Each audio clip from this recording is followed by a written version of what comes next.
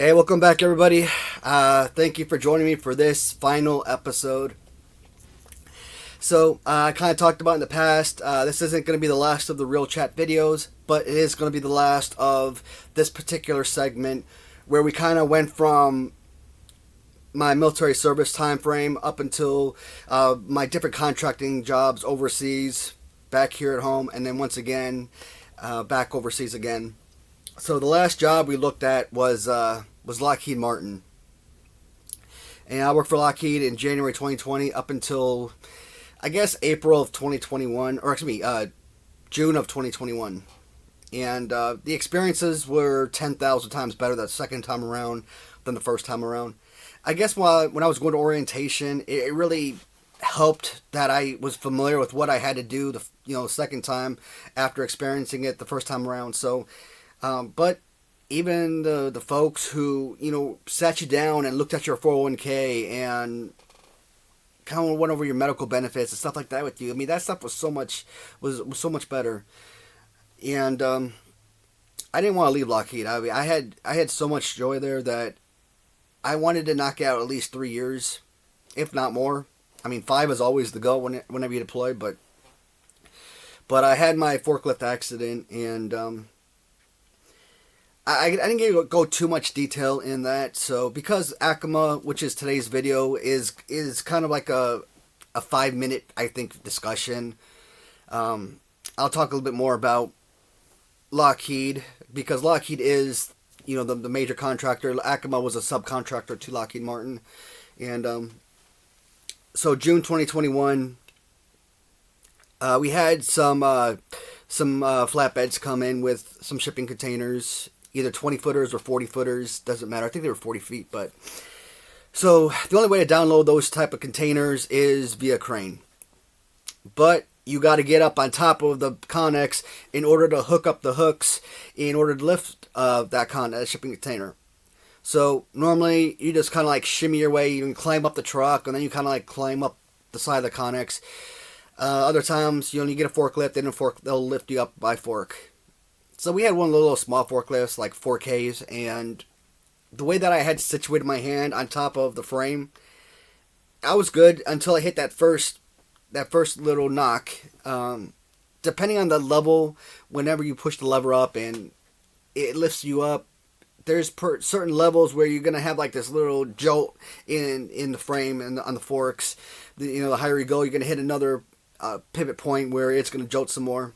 So when I hit that first jolt, I kind of lost my balance and had to resituate myself. And instead of having my hands flat on top of the frame, I think my finger was kind of like just that much. It was kind of slightly bent. So when he went up, and then the pulley system, finger got caught in the pulley system. I honestly was so concerned. I thought I'd rip off my finger. Luckily, that didn't happen. I pulled my finger out just fast enough, but it did rip a whole part of the skin off where you could see the inside. Was disgusting. The Navy doctors, they did a really good job cleaning it out, stitching my finger back up, reconnecting the nail and everything. The nail eventually came off anyways, but at least it grew back pretty decent. To this day, I still don't have any feeling in this part of the finger. It's like crazy numb. And then sometimes you kind of like they're pressed down and it hurts even more, but I don't know, it's kind of weird. That forced me home. I wasn't ready to come home. I didn't want to come home. Being June of 21, I was like 8 months that I estimated away from paying off my house. Luckily, when I came home, I got workman's comp, and that helped offset a lot of costs, so that was fine. And I guess officially, I was no longer a member of Lockheed in December of 2021, because that's when my benefits ran out. But the supervisor, he was Sam Carr was theater manager the theater lead in Kuwait, and they cover Kuwait, Syria, Jordan, Iraq. He ended up moving back to Fayetteville, North Carolina, to take the program manager position, and oddly enough, the guy that was my senior supply tech with Lockheed the very first time I worked for Lockheed Martin. The guy that tried to get me fired within seconds of me arriving in Afghanistan. they promoted him to lead, to theater lead. I'm like, son of a bitch.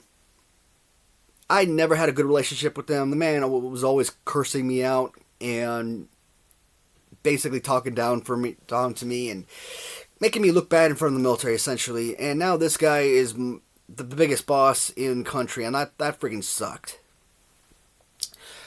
I come to find out he was actually fired from his last position. I'm like, you know what? That's karma. Karma is a beautiful thing, and getting this job in Kuwait really sucked. But you know what? I hear through the grapevines over the last couple of years that he and a bunch of his other leaders were fired as well. And I'm like, this is what I've always talked about. A lot of these contracting companies, the lead personnel are some of the shadiest, crooked people that you've ever come across. And they think because they're in power that they can do whatever they want. So it's nice to see karma come back on people. You know, you do the right thing, you know, karma's going to be good to you. That's why I've lucked out, I think, so many times. You know, people try to take advantage of that, but try to take advantage of me. But I end up landing on my feet because, you know, I know I'm a decent person and will never treat people the way that I've been treated by some of these leads. But, you know, he kind of had to dial down the way that he was with me in the past, you know. And I think that he knew better, that if he were kind of act a fool like he was in Afghanistan, that he would lose his job immediately. So, didn't have the same problems with him, but just kind of having that. And, of course, later on, when we all got, when the COVID hit and we all got moved to the base and we were all living in this barracks area together. I had to see his darn face every day. There was other things I wanted to talk about with the Lockheed portion that I never brought up, and I can't remember what it was. Oh well. So, December. The doctors claimed that I was fit to return to work. I'm like, okay, cool, whatever. I thought I was going back to Lockheed Martin. And Sam Carr tells me, nope, you're SOL. But he said, you know what, there's an opening with Akima Technical Solutions, the subcontractor to Lockheed, and, you know, you could get a position with them. Called up, what was his name? Beavers. Was it Sam Beavers? No, and Sam Stidwell, that was the other guy's name. Couldn't remember his name either. But let him know that, hey, I work for Lockheed, and, you know, let them know what I did, and I was basically hired on, which was nice. Akima Technical Solutions is probably the worst experience of my entire life. Would I go back and put myself through that same misery today, knowing what I experienced? I would say yes for one reason. While I was with Akima, I had a slip and fall and fractured my shoulder. And I'll get into that a little bit more. So when I came home, I back on work with Hump again. And it sucks because you work for 20 years, and yeah, you know, you have scrapes and bruises, you know, aches and pains. It's normal wear and tear on the body from a hard day's work. That's what it is. But in about a 6-month period, I had 2 major injuries that put me out of work, essentially. So that was like so messed up. So Akima Technical Solutions. The good thing about Akima, first couple weeks, unlike in the past where you'd go to a CRC to do all the military training and take the tests and stuff that you had to take with the military portion. You know, the first week with Akima, you go through all the training and stuff with the company orientation. And then the second week, because of COVID, you weren't going anywhere else. You weren't going into Texas. You were staying there in Fayetteville, North Carolina. They worked on the same building as Lockheed Martin. Like, Lockheed would have been like the 2nd floor, and I think Akima was 3rd floor, something like that. Or was it 1st floor, 2nd floor? I don't remember. But anyways, kind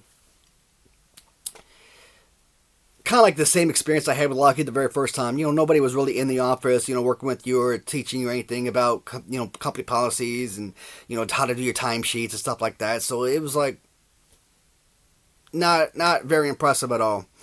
What my supervisor in Erbil, Iraq. So normally when you talk to someone, we're all adults. We all gonna work and live together. You gotta build a trust and camaraderie with one another, and that means you keep everything very informal. Nobody's going around calling me Mr. Watson. Call me Matthew. Whatever, right? So I remember writing to, what was her? Takelia Johnson. That was her name. Takelia Johnson. So I wrote to her and I introduced myself and whatnot, get her the information that she had requested, and I said something like "Thank you, Takelia" or something, and she responds with this, irate message that I forgot what it said, but I remember the takeaway was she was pissed off that I didn't call her Miss Johnson. I'm like, are you freaking kidding me? So right off the bat, with one single message, one email, I knew exactly the type of atmosphere I was going into. And Mr. Sidwell, one of the leads over there, he wasn't program manager, but he was like a step below program manager. And I kind of told him about it, and I told him about the email and everything. And for some reason, he made some point like, well, how do you know I didn't hire her? And I looked at him like, what the hell does that have to do with anything? What does the fact that you hired this woman have to do with this issue that I can already tell 6,000 miles away it's gonna happen? So he did absolutely nothing to support me or to kind of like rectify the situation. Send her a message, call her up, be like, hey, stop being a dickhead. So I haven't even left Fayetteville yet, and I already knew what I was going to be experiencing overseas. So I get overseas, and I'm probably at the airport for probably an hour or two, I don't know. But I was there for a while. She knew what time my flight came. She knew the flight number. She knew what time the flight was expected to arrive and all that. They could have been there waiting for me. Nope. Couldn't even meet me at time, which really sucks. So that was not a good thing. And of course, she had to be chaperoned around. She couldn't drive herself. So one of my coworkers was there.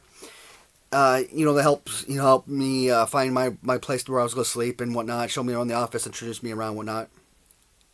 But Takelia Johnson, when I say she might be the worst human being alive, I promise you, Mussolini, Stalin, Hitler, they had nothing on this girl. She was an absolute monster.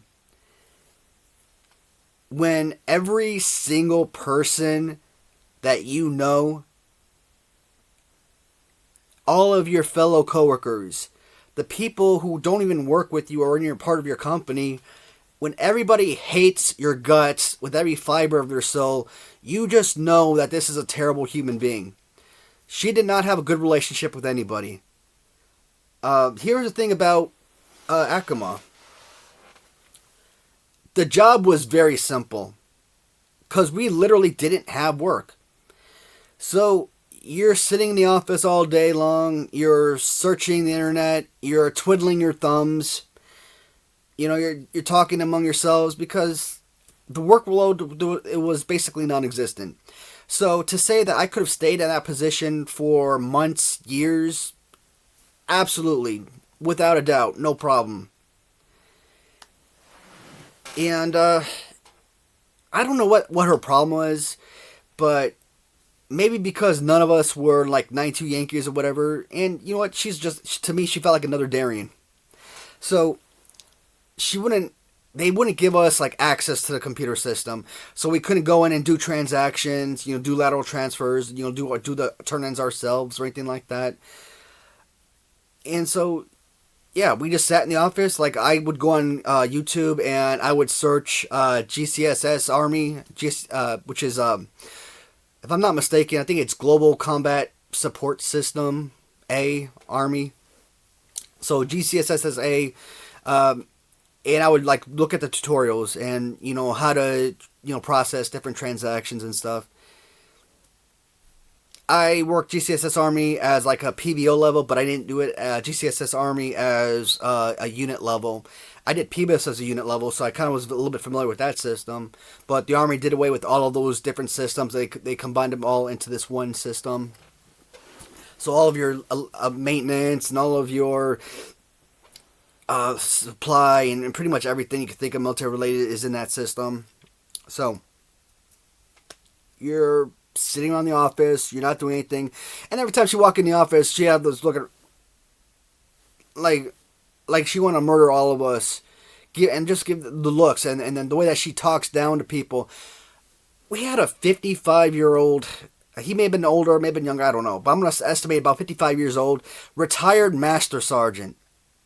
This man was a freaking E8 in the Army, okay? And you're freaking talking down to him like he's some kind of freaking baby. Disrespecting. I'm like, are you... It blew my mind, the level of inconsideration. I mean, politeness goes a long way. Respect goes a long way, and she had nothing.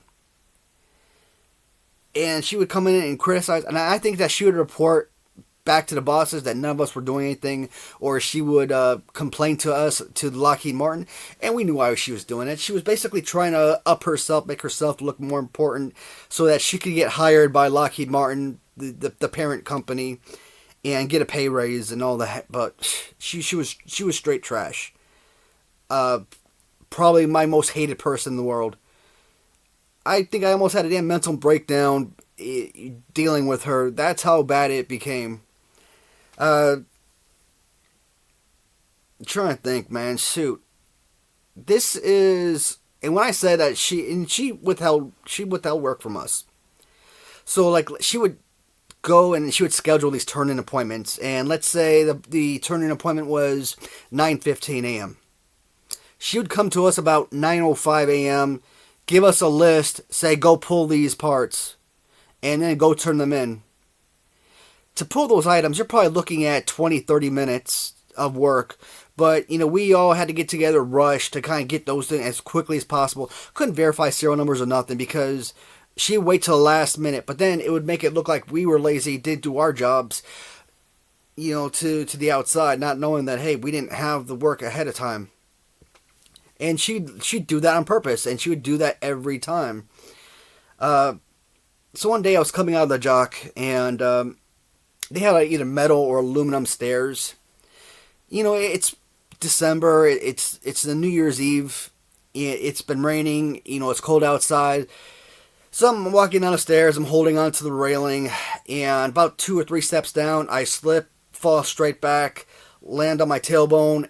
And the way I kind of turned my body with my right arm out to kind of brace my fall.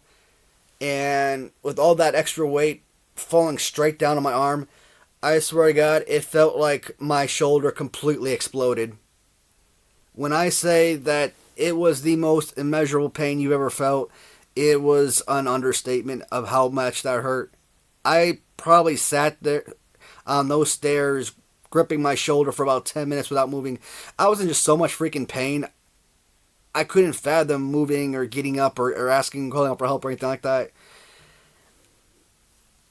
So I go back and I tell the supervisor, I tell her, about my injury. She's pissed off at me. She's pissed off at me because I told her I was hurt. She's pissed off at me because I told her I was hurt in front of the Lockheed Martin personnel. And, we go to the doctor. We can't use the military doctors. We got to go out in the economy and use the local physicians. And, they took x-rays, MRI, whatever. And they showed that the shoulder was fractured, that there was damage there. Now, when she talked to Akima, big head... the head figures back in Fayetteville, North Carolina, they're like, I need to stay out of work for a few days and recover or whatever. I'm like, dude, I am not coming overseas to not get paid. This was a different story if it was like stateside and I was home with my wife, you know. But no, I'm not doing that. I'm getting paid my 12 hours a day. That's good. That's all there is to it. So eventually they're like, okay, we're gonna put you down for 8 hours. Since you're basically on light duty, we're gonna put you down for 8 hours. I'm like, no, I'm not losing any hours. Either pay me my full amount, or you can send me back home to recover. Oh, well, we're not gonna spend the money to send you back home. So this girl, she had me fill out these spreadsheets, which was like, 1 to 5, how much pain are you in? And of course, I had to lie every time, like, oh yeah, the pain is 1 or 2. Why? Because if I put any higher, they would basically take my hours from me, and that wasn't happening. I wasn't losing pay. But that shoulder was destroyed. I could barely lift my arm 2 inches from my side without feeling the most extreme pain. I couldn't lift it. I couldn't move it. I couldn't function. I really couldn't do my job. In order to injure me even further, we have a tournament one day, and she sends me out to the Conics by myself. Now, mind you, all of my coworkers are in the office, twiddling their thumbs, not doing anything either. And they know my injury, and they want to help, so they offer to come outside and help me with the work. And no, he's got to do it himself. I'm like, unbelievable. And, all you're doing is pulling some items for a turn-in. You got your documents and everything. You're just verifying serial numbers, etc. Make sure you got the right items. One of those items was like one of those big, heavy, 600-pound office printers. And I'm like, dude, I couldn't lift this with 2 good arms, and you think I'm going to lift this one-handed? After a while of me being out there by myself, the guys, they came to check on me because, again, they have human decency, and they didn't want me to work alone, especially with my injury. And they came out and helped me out. Otherwise, I never would have been able to lift that stuff into the damn SUV. So I was able to do my turn-in, but she purposely, intentionally tried to make me injured even further. And I think that may have played a role because 2 years later, is the pain now the same that it was when it happened? Of course not. With time, it got better, but, like 6 months later, I was still in immense pain. A year later, the pain was still there. 2 years later, yeah, it's dialed down, but, I mean, I still can't bend my arm a certain way, and I can't lift it a certain way without it still hurting. I can't reach up with my right arm and pull a coffee cup out of the cupboard without feeling pain. And of course, I'm right-handed, so like I always reach with the right hand, just by necessity, just because it's what I'm accustomed to doing. So eventually, yeah, after about another month of being in country, I freaking broke down and I went off on her ass. Oh my. And I can't, what was it about? It was about trucks. This contract, we were still in the SOF contract. SOF is Special Operation Forces. So even though we weren't doing the same work for, like I was with Lockheed Martin, we were still on SOF contracts, working on SOF compounds and whatnot. And we were doing a lateral transfer for some SUVs. Well, I can't force the military to give up their cars and bring it to a lot so I can get them slated for turn-in. So when the flatbed comes, they're able to be loaded up. So I scheduled to pick up, scheduled those trucks for release through the, what was it called? Anyway, I forget the abbreviations for everything. MCT or something. And, I've been working with like the Navy guy over there, the hand receipt holder. I'm like, look, we gotta track down these trucks. I've been telling these guys for days. They need to bring them in. They need to bring, I don't know who these guys are. I don't have vehicles. I can't go track them down. So I don't know. I'm basically new to this company, new to this contract. I'm still learning different people, different positions and stuff. So who has the trucks? I don't know. I mean, that wasn't my responsibility, Eventually, yeah. When I was tasked with getting them turned in, shipped down to like Kuwait or whatever. But I mean, I wasn't in charge of the hand receipts or anything like that. So, like I said, I'm new. I don't know who these people are that have the possession of these items. So, it was nighttime, and in the middle of the night, the military was supposed to call me, let me know that the trucks were turned in. There was like two of them. I think we had like 6 or 7 trucks we were turning in. Military had like two of them that weren't in possession yet. So, well, next morning I go down to the yard, and I see that the military dropped off the 2 trucks. So all 7 vehicles were already in line and were going to be loaded up on the flatbeds later on. And yeah, everything was fine. Everything was good. This Johnson chick, she was so pissed off that I did not call her in the middle of the night to tell her that these trucks were present. I'm like, dude, what the hell do you want me to do about it? I'm not going to freaking camp out at the freaking yard just to see if these trucks come in. Nobody's paying me overtime for that. So no. You know what? You're on a schedule for a reason, right? And I've already, over the course of contracting, I've already put in more than my fair share of overtime without being paid. You're probably talking a couple $100,000 worth of overtime through contracting over about a 10, 12-year period. Now, I didn't contract straight through, so years are probably smaller than that, but you get the idea. This chick got on the phone and called this dude that used to be a supervisor with Lockheed Martin when I was with Lockheed. He was still a supervisor with Lockheed Martin. So, remember, Lockheed Martin, not even Akima. We're not even talking about an Akima employee. She gets on the phone, calls him up, and tries to rat me out like I wasn't doing my job. I'm like, you freaking scumbag. Are you that much of a loser? You can't manage your own employees? You gotta cry to somebody else? And the guy's name was Travis. And I tried explaining to Travis, because, again, we worked with him and everything. And he was one of my roommates in Kuwait when he came through. So he was like a third roommate. Second roommate, 3 total. I'm like, hey man, she's lying. This is what happened. And he cut me off. Supervisors, they're going to stick together. And that just made me sick.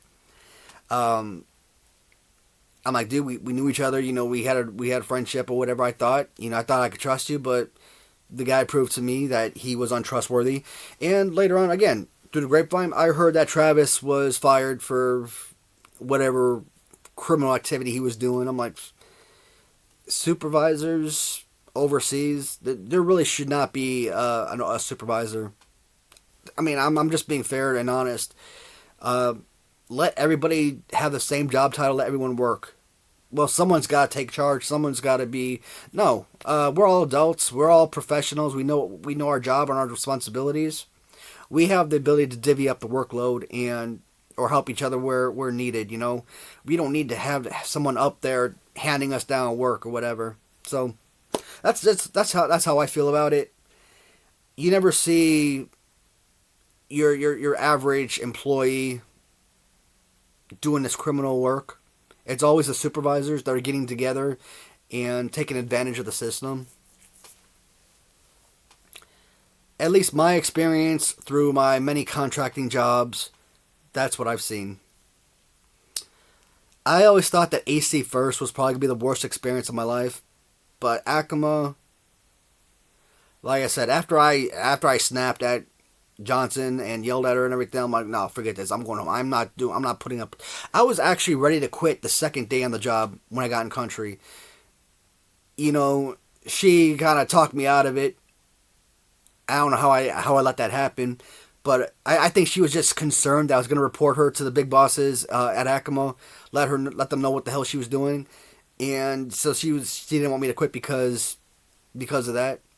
But yeah, I was ready to go that second day on the job while I got in country because she was the worst human being. And after, 1 month in country,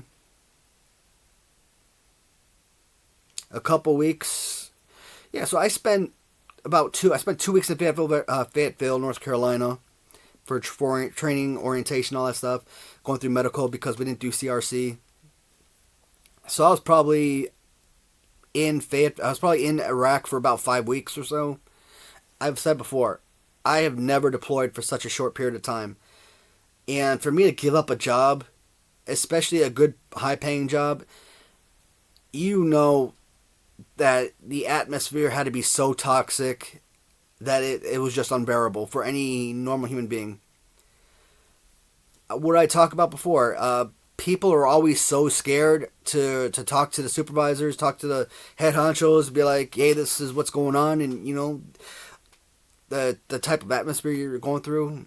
And I feel like I don't want to be putting up with that crap. I don't want my coworkers to be putting up with that crap. So I reach out, or I bring it to the top that, hey, this is a toxic place. You know, these people are abusing power, or, you know, whatever issue's been going on. You know, multiple times now, I lost my job due to it. With Akima, it was partly resignation, but I never officially, they never officially fired me. I never officially resigned. Because of the shoulder injury. I mean, yeah, that was technically, I guess, the main focus. But I would have, not even being mobile, I would have sucked it up in order to keep a good job, to keep the good pay. But with my inability to move without experiencing, you know, severe pain, having to deal with that personality is not even on the scale. That personality doesn't even exist. I don't know what the heck that is. Takelia Johnson was an absolute monster, and I heard later on that she lost her job, and I'm like, thank goodness. Certain people should not be around others. If she needs to earn an income, she better start freaking, like, working from home or something. But I could never imagine her being customer support on the phone with someone. Oh, God.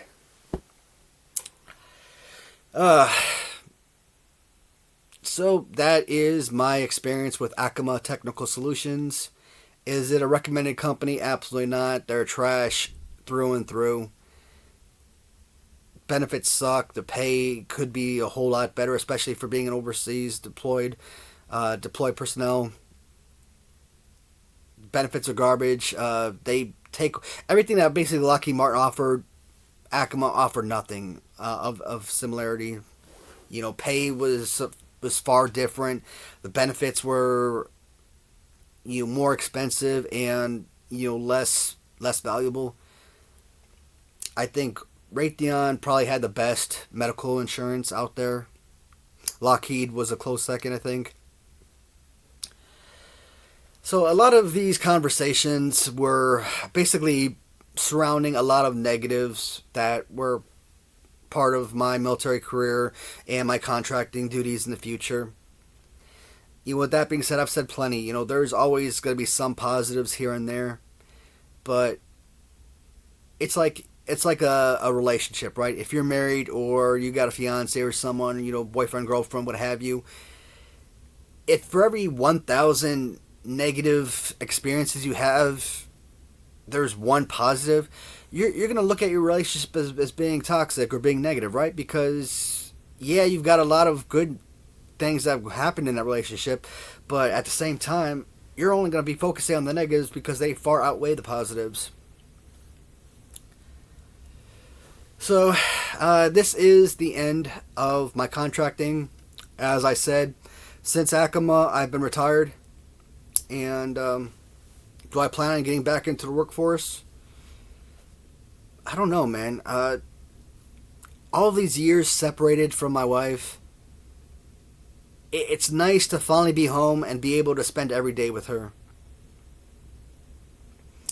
And I've also said, you know, when you're home for months at a time, 2 months, 3 months, 4 months, you're so used now to waking up at a certain time, doing things, you know, watch TV all day if you wanted to, just other things around the house, and going back into the workplace, it's just so hard to get your mind right to start that again.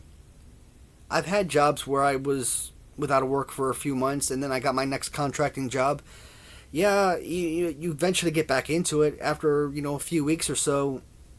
You're finally back into that workplace mentality, but there are certain jobs I've had I really didn't want to take.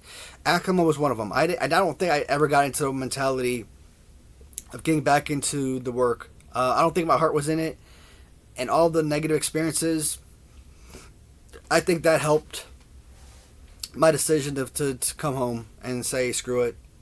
You know, 2 months with Akima was enough. Month and a half, however long it was. I've said that Raytheon here in Louisville is really the only company I really have any interest in working for. Now, if I get a job offer from Lockheed Martin locally, and, you know, we're talking $60,000, $70,000, $80,000 a year, I mean, I'll listen, definitely. I'll even do a little walkthrough around their plant or whatever to see what the workplace is like. But 2 years without officially, you know, like working, so I don't know if I really want to go back into that. But I think the goal was always to pay off the house, right? And with this 3M thing that's happening that I've been part of the last few years, if that pays out, hopefully there's enough there to pay off the house. If not, maybe 25% be left over. So, you know, right now I'm not suffering, which is great.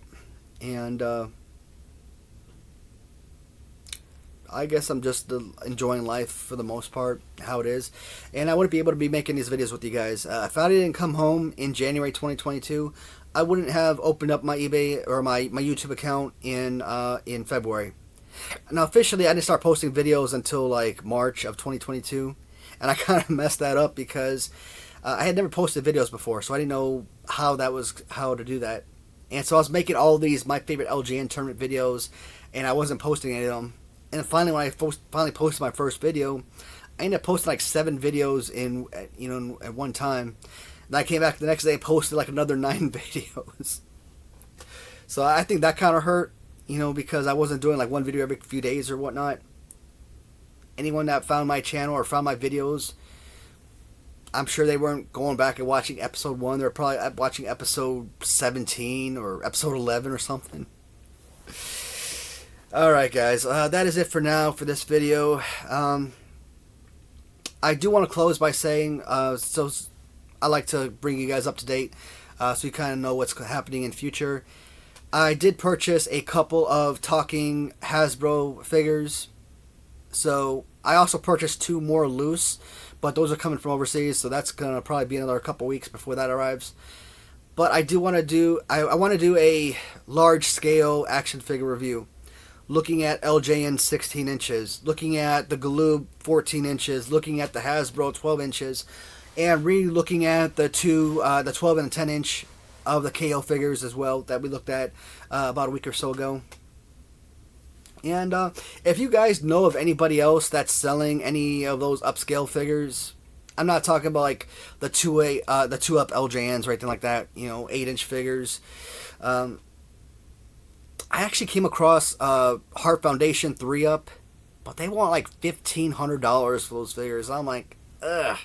I don't know if those 3-ups are made out of rubber or if they're plastic. Either way, $1,500 is ridiculous. I couldn't do it. I want them badly, but I can't afford that. Yeah, so hopefully I'm able to knock out some more of the Mattel Superstars. I think I got Series 8 or 9 there. But I don't have, but Series 5 through 8, I'm still missing a couple, so I don't know if I want to jump ahead or not. Kind of looking around. Recently, I did pick up the loose Just Toys Bend'em WCW Rick Steiner. So, when it comes to the Just Toys WCW bendable figures, Ron Simmons loose, and Butch Reed carded, and Ron Simmons carded. That's all I need to complete those 2 collections for the carded loose figures. Alright, that's it for now, guys. Hopefully this was a fun segment for you guys. If you have any topics of discussion you'd like to, you know, hear me talk about, again, put in the comments, let me know what you're looking for, and I'd love to make any type of videos you guys are interested in. Alright, thank you so much for watching. Until next time. Thanks, guys.